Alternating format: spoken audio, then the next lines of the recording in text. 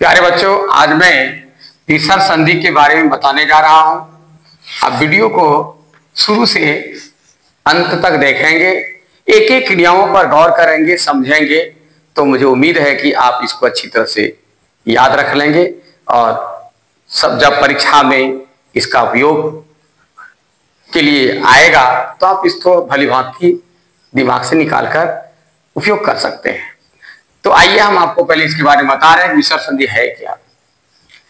विसर्ग के बाद जब कोई स्वर या व्यंजन वर्ण आए, जैसे मनः जो रहा,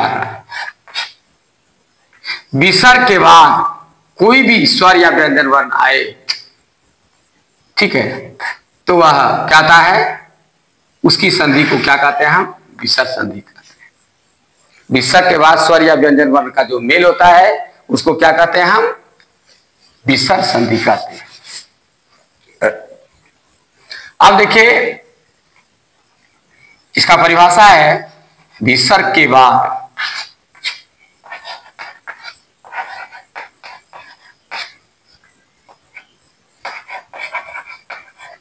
स्वर या व्यंजन वर्णों के मेल को हम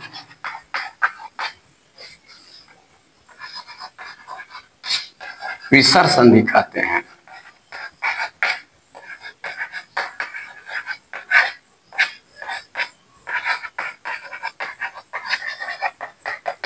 जैसे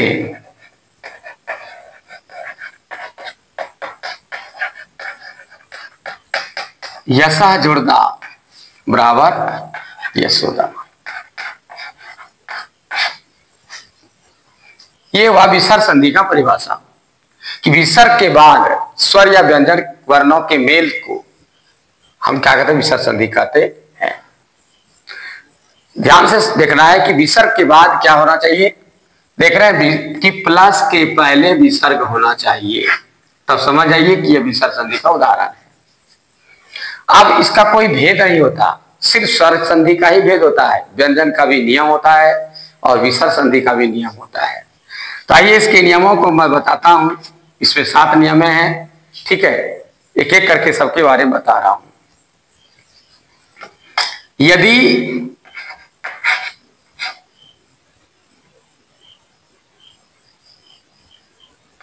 विसर्ग के बाद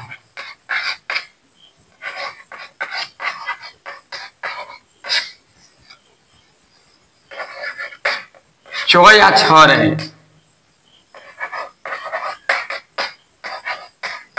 वह तालव्य स्वर में बदल जाता है, हलंत में बदल जाता है।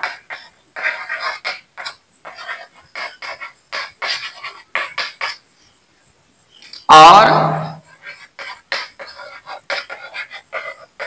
यदि ट या ठ रहे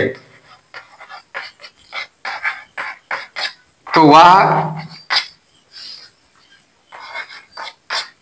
मूर्धन्य स्वर में बदल जाता है।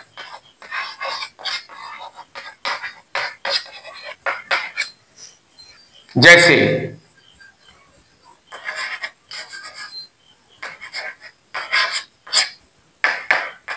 निजोड़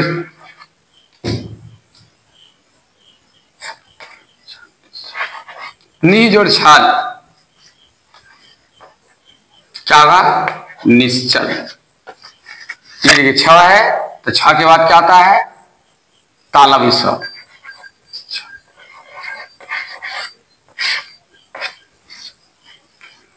ठीक है, उसके बाद है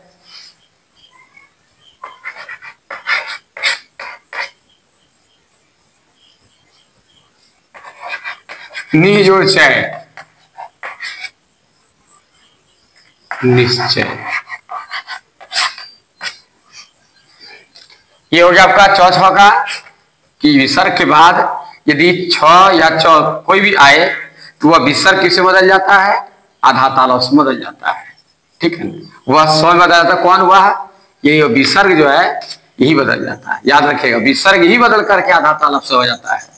और यदि टॉठ रहे तो टॉठ में क्या होगा,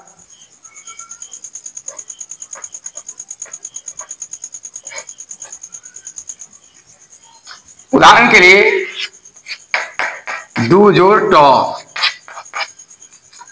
तो क्या होगा यहां दुष्ट।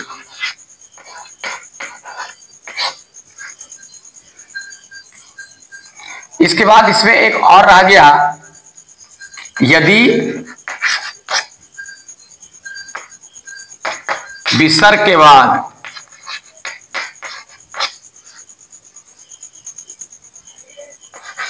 तो या थ रहे तो वह विसर्ग क्या आता है, बदलकर आधा दंशक हो जाता है।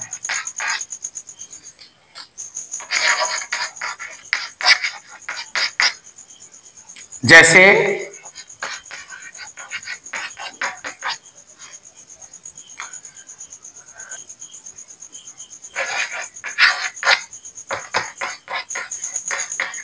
भी जोड़ता है, विसर्ग के बाद तो है तो क्या देगा, ये विसर्ग तो है इसलिए आधा दंश मिल जाएगा, विस्तार।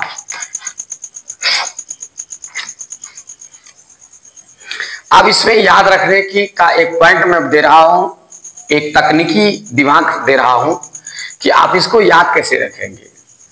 तो याद रखिए इस चीज को समझने के लिए कि विसर्ग के बाद यदि चौ छ आए तो हमको उच्चारण स्थान में का वीडियो में पिछले वीडियो में दे चुका हूं, उच्चारण स्थान के बारे में जानकारी कई बार दिया हूं, ठीक है। तो इसके बारे में पहले आपको जानकारी कर रखना है कि च छ जो है इसका उच्चारण स्थान क्या है। तो च और छ, इचू यसानाम तालु, च छ का उच्चारण तालु से होता है, इसका उच्चारण तालु से होता है। तो विसर्ग के बाद जब च छ रहेगा तो पक्का जान लीजिए 300 होता है, मैंने पहले भी बताया है, तालवी स, मूर्धन्य स और दंत स। तालु से इसका उच्चारण होता है उसको तालवी स कहते हैं, मूर्धन्य इसका उच्चारण होता है मूर्धन्य स कहते हैं, और दांत से उच्चारण इसका होता है उसको दंत स कहते हैं। तो चौ छ का उच्चारण तालु से होता है, इसलिए यदि विसर्ग के बाद चौ छ रहे तो निश्चित रूप से ताला स हलंत होगा। देखिए यहाँ लिखा हुआ है ताल स हलंत, क्योंकि इसका उच्चारण तालु से, इसका उच्चारण तालु से, समझ गए। चलिए उसके बाद देखिए जब क्या है टो और ठ है, तो टो ठ का उच्चारण होता है ऋतु सारा मूर्धा, मूर्धा से उच्चारण होता है। जब मूर्धा से उच्चारण हो रहा है तो मूर्धा से उच्चारण पर उसका मूर्धन्य होता है, इसलिए इसके जगह पर आधा मूर्धन्य होगा। देखिए तो वह आधा मूर्धन्य बदल जाता है। फिर चले आइए क्या है, एक छूट जाता जो नीचे लिखा हुआ मैं, विसर्ग के बाद यदि क्या रहे तो थ रहे तो ऋतु रसाराम दंत, तो थ का उच्चारण दांत से होता है और दंत का उच्चारण भी दांत से होता है। उसी पर नाम रखा तालब से, तालु से उच्चारण से हम तालब स, मूर्धा से इसलिए मूर्धन्य स, दांत से होता है दंत स। तो का उच्चारण दांत से होता है, सो का उच्चारण दांत से होता है, इसलिए तो थ के विसर्ग के बाद तो थ रहे तो विसर्ग किसमें बदल जाएगा, आधा दंत बदल जाएगा। ये आपको याद रखना बिल्कुल आसान है। उससे भी जो है आपको आसान तरीका सिखा रहा हूं, दांत के ठीक बगल में तालु है, ऊपर में मूर्धा है और सामने में दांत देख ही रहे हैं, ठीक है। बोलते समय देखिए उच्चारण करके भी सिखा रहा हूं, जैसे बोले निश्चल, निश्चल, तो देखिए कहां जा रहा है, तालु में सट रहा है, दांत के बगल, निश्चल, ठीक है, निश्चल। उसका है निश्चय, निश्चय, देखिए दांत के ठीक ऊपर में जब जिसमें दांत को का जबड़ा है उसमें सटता है, ये आपका इसलिए तालु हुआ, ये तालब सा हो गया। अब देखिए दुह जोड़ता तो दुष्ट, दुष्ट बोले बाद जी देखिए कहां चला गया, ऊपर सट गया, मूर्धन्य स होगा। उसके बाद विस्तार, विस्तार बोलते समय जी देखिए दांत को स्पर्श कर रहा है, इसलिए दंत स होगा। उच्चारण स्थान के आधार पर इसको आप समझ सकते हैं। अगला नियम,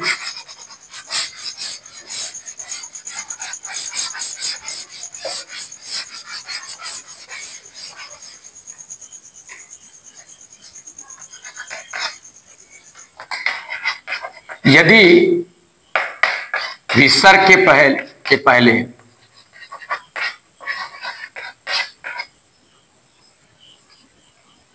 हर्षिकार या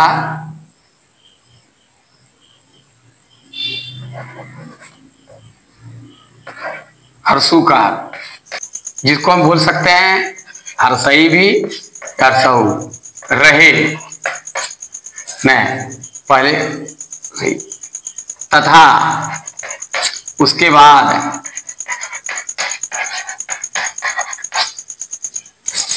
तथा विसर्ग के बाद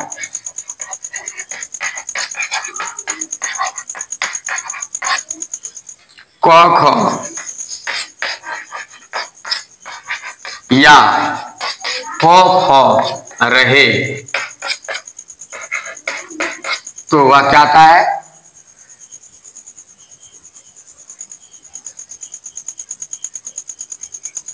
तो वह विसर्ग मूर्धन स आधा में बदल जाता है।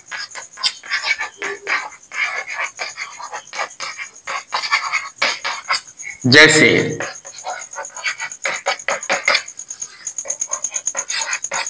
निजोड़ कपट, निष्कपट, देखिए निजोड़ फल, निष्फल। इस तरह से विसर्ग के पहले हर्षिकार या हर्षुकार है, हर्षुकार वाला को उदाहरण दे रहा हूं। दुह जोड़ कर्म, दुष्कर्म। तो ये नियम विसर्ग के पहले हर्षिकार हो, देख रहे हैं ना, विसर्ग के पहले हर्षिकार है, उसके बाद या तो विसर्ग पहले हर्षुकार है, उसके बाद विसर्ग के बाद क्या है, या तो क और क ख या प फ रहे, ठीक है, क ख या प फ रहे। तो देख रहे हैं ना, फ भी है, तो यह विसर्ग जो है मूर्धन स में बदल जाता है, आधा मूर्धन स। देख रहे हैं यहां भी जो है मूर्धन स बदला, ये मूर्धन स आधा बदला, यहां भी बदल चुका है। अब अगला बता रहा हूं,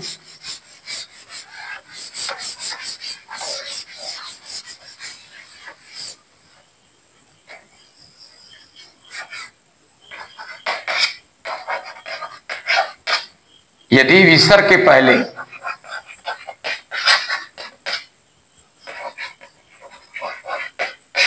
अ हो तथा विसर्ग के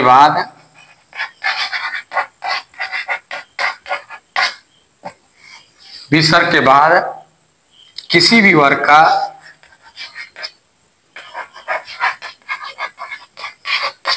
तीसरा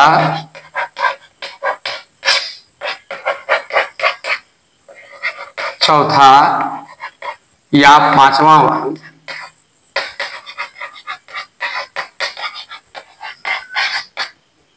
तथा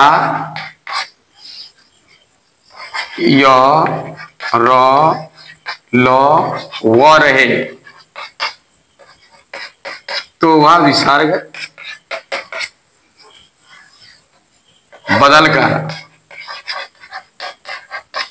ओकार हो जाता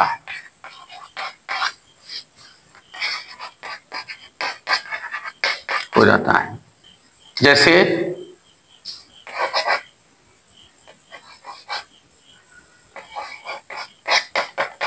यशा जोड़ दा, देखिए त थ द तीसरा वर्ण, तो क्या होगा, ये आह जो है विसर्ग ओ कम बदलेगा।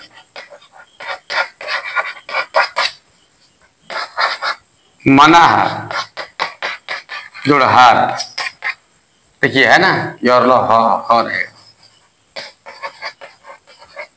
ह भी होगा, योर लो व हर है, क्या होगा, विसर्ग बदलेगा, विसर्ग ओ का बदल जाएगा, मनोहर।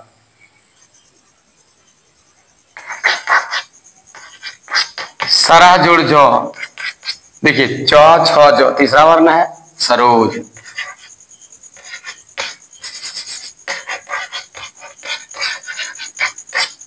हमेशा याद रखना है कि विसर्ग विसर्ग के पहले अकार है, देखिए कुछ नहीं है तो इसमें छिपा हुआ है।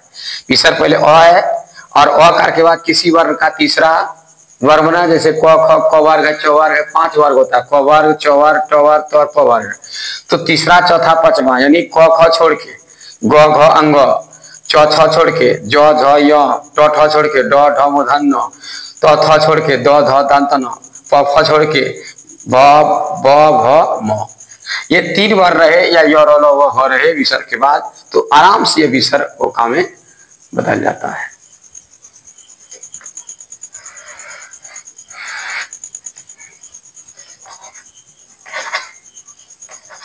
यदि विसर्ग के पहले अ या आ को छोड़कर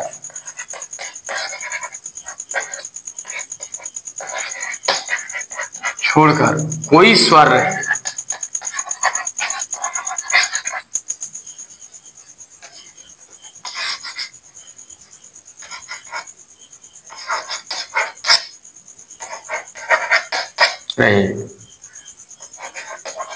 तथा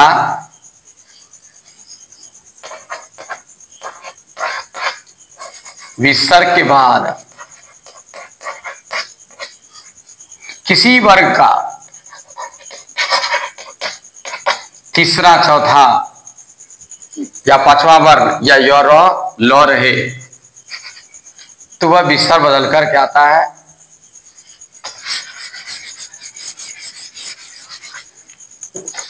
र हलंत हो जाता है। याद रखिएगा, यदि विसर्ग के पहले अ आ को छोड़कर कोई भी स्वर रहे, स्वर वर्ण, ठीक है, हर्ष दीर्घ हर्ष दीर्घ कुछ भी रहे, तो वह तथा विसर्ग के बाद तीसरा चौथा या पांचवा वर्ण, ठीक है, तो ये क्या हुआ, विसर्ग बदलकर र हलंत हो जाता है। जैसे नि जोड़ उपाय,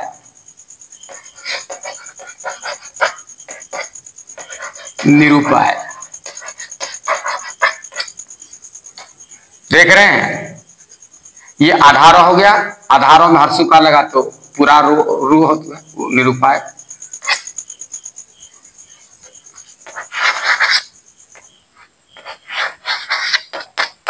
दु जोड़ लव, दुर्लभ।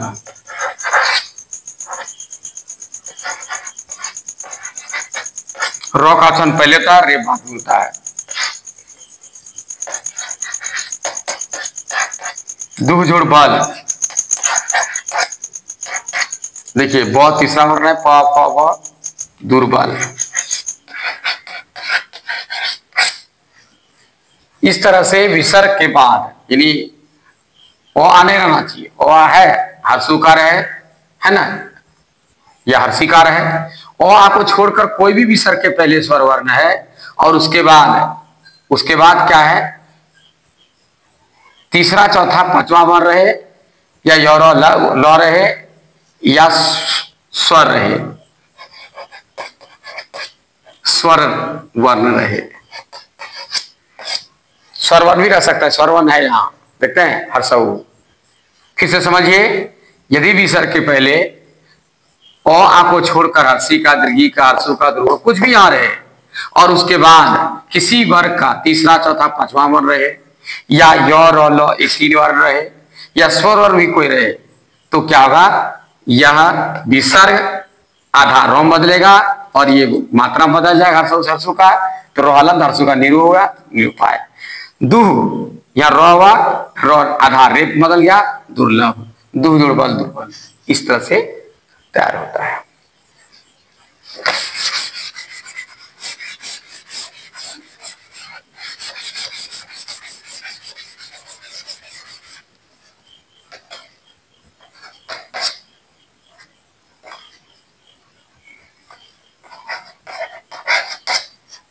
यदि विसर्ग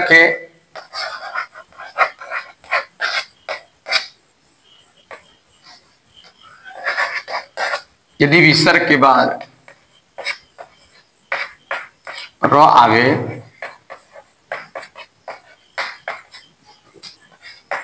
तो विसर्ग लोप हो जाता है।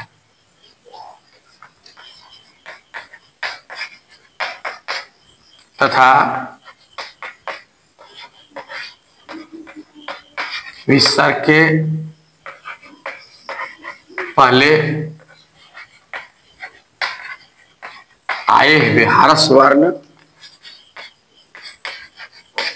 ह्रस्व मात्रा दीर्घ मात्रा में बदल जाता है।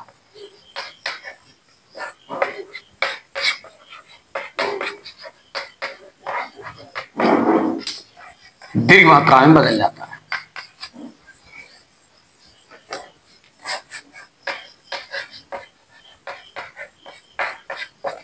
दीर्घ की मात्रा क्या हुआ? जैसे अ है वो आम आकार हो जाएगा, ह्रस्वई है दीर्घ में बदल जाएगा, ठीक है। ह्रस्व है दीर्घ में बदल जाएगा, यानी कुछ नहीं है तो आकार हो जाएगा। हर्षीकार है तो दीर्घ का बदल जाएगा, हर्षुकार है तो ध्रुव का हो जाएगा। जैसे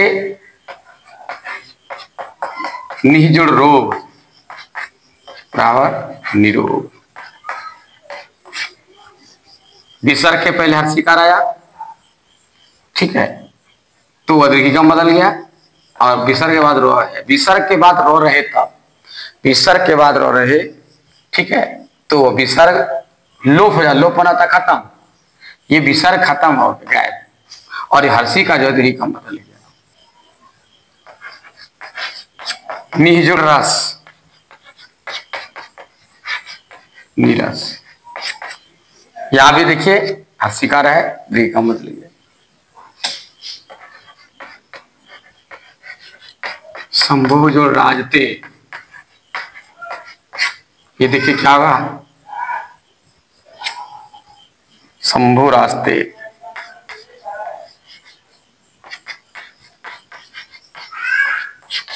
बन गई। ठीक विसर्ग जो है हर जगह विसर्ग लोप हो जाएगा, हर्षु का ध्रुव बदल जाएगा। यहां भी देख रहे हैं हर्षी का विसर्ग लोप हो गया, हर्षी का ध्रुव बन गया। कब? जब विसर्ग के बाद रो रहे तब, विसर्ग के बाद रो रहे तब, विसर्ग के बाद रो रहे तब। तो याद रखिएगा विसर्ग के बाद रो हलन आवे तो विसर्ग लोप हो जाता है, खत्म हो जाता है विसर्ग। और विसर्ग के पहला जो पहले आया हुआ ह्रस्व मात्रा है, यानी हर्षई दीर्घ का बन जाएगा, ठीक है। अ है तो आ हो जाएगा, ये दीर्घ की मात्रा है, ये दीर्घ की मात्रा है, इसलिए इसको बोलते हैं आ दीर्घ ई, दीर्घ हुई, दीर्घ की मात्रा है, बदल कर दीर्घ की मात्रा हो जाता है। उदाहरण दिया हुआ है, समझिए इसको।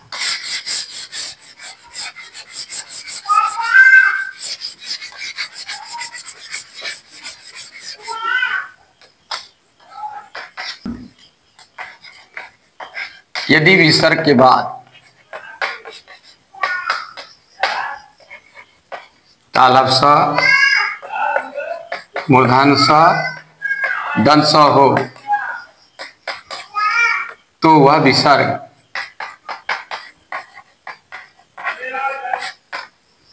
बदलकर आधा तालव्य स, आधा मूर्धन्य स, आधा दंत स में बदल जाता है, में बदल जाता है। जैसे निजोड़ सार,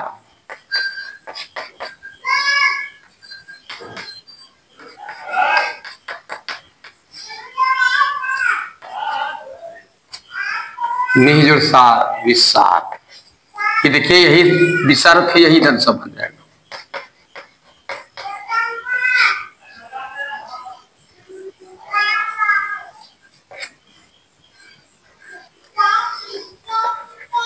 निजोड़ संग बराबर निसंग, होगा। तो आप देख रहे हैं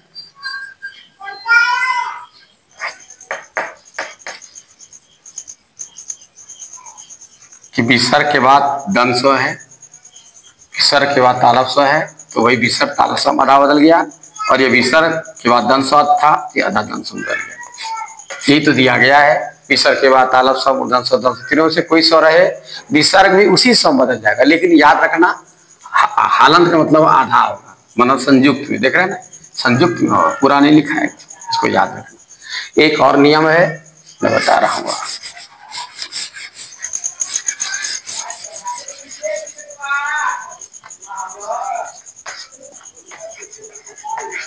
यदि विसर्ग के बाद क ख या प फ रहे तो विसर्ग में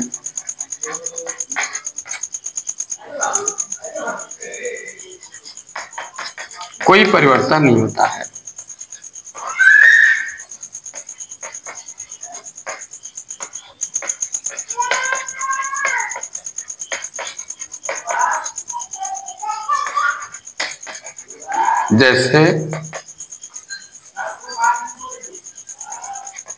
जैसे अंतः जोड़ पूर, अंतःपुर, विसर्ग के बाद देखिए प आया, विसर्ग के बाद प आया, देखिए कोई परिवर्तन नहीं हुआ।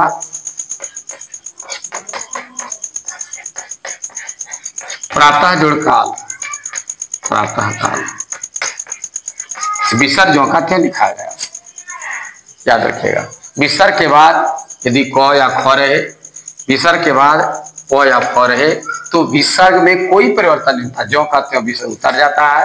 देख रहे हैं यहाँ भी है, ये यहाँ था, यहाँ भी है। प्यारे बच्चों, मैं आपकी सेवा में विसर्ग संधि के बारे में बताया। आप ध्यान से इसको पढ़ेंगे, समझेंगे तो आपको पूरी समझ में आ जाएगी और इसका अभ्यास करेंगे तो आपको समझ में आएगी। तब तक के लिए इजाजत दीजिए। धन्यवाद।